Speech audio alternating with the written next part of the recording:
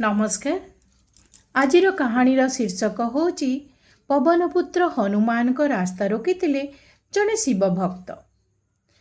जेतेबेले श्रीरामचंद्र श्रीलंका विजय प्राप्त करी माता श्री सीता एवं लक्ष्मण विभीषण एवं पवनपुत्र हनुमान सहित अयोध्या फेरुतिले रास्ताटे गोटे प्राचीन शिव मंदिर पड़ीथिला एवं से शिव मंदिर रे जड़े परम भक्त शिवंकर जड़े परम भक्त तपस्यारत थिले। कहुए जे से एते शक्तिशाली थिले जे से रावण को गोटे हाथ रे परास्त करि पारिथान्ते एवं से शिव भक्त संकल्प मध्य करिथिले जे एही रास्ता रे शिवंकर बिना अनुमति रे से काहाकू जीवाकू देबे नाही। यही समय रे हनुमान मध्य संकल्प करिथिले जे केही जदि श्रीरामंकर रास्ता रोकिबा को चेष्टा करिवे ताहाले प्रथमे तांकू मोर सामना करिबा को हबो।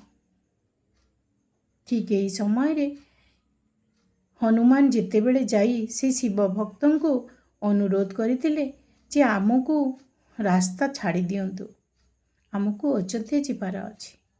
किंतु शिव भक्त तांकु रास्ता छाड़िले नाही। हनुमान पुणी कहले मु होउची श्रीरामंकर भक्त, श्रीरामंकर सर्व कार्य मो पई सर्वोपरि, तेणु आपण आमर रास्ता रोकंतु नाही। किंतु शिव भक्त मानिले नाही।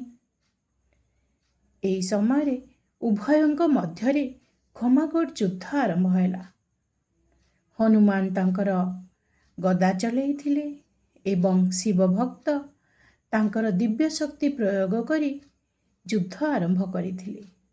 दी जनकर युद्ध रे पृथ्वी रे हुलस्थुल मचिगला, आकाश रे बिजुली गर्जी उठिला। शिव एसबु सही न पारी तांकर डंबरू डिबी डिबी करी धरा पृष्ठ रे ओल्हेई आसिले एवं हनुमान को कहले तमे मोर अंश विशेष एवं सी मोर परम भक्त। दुई जन जदि एमिति लड़ेई करिबो ताहले धरापृष्ठर संतुलन नष्ट हबो, तेणु तुमर युद्ध एइठारे बंद कर। हनुमान शिवं को देखि प्रणाम कले एवं कहिले प्रभु मोर समस्त शक्ति मो प्रभु श्रीरामंकर चरण रे। एवं एसबु देखिला परे शिव भक्त मध्य जानी पारिले जे हनुमान होउचंती तांकर परम पूज्य शिवंकर अंश विशेष। आउ मध्य से जानी पारिले जे जेउठारे शिव सेइठारे राम एवं जेउठारे राम सेइठारे शिव, सी तांकर भूल बुझी पारिथिले।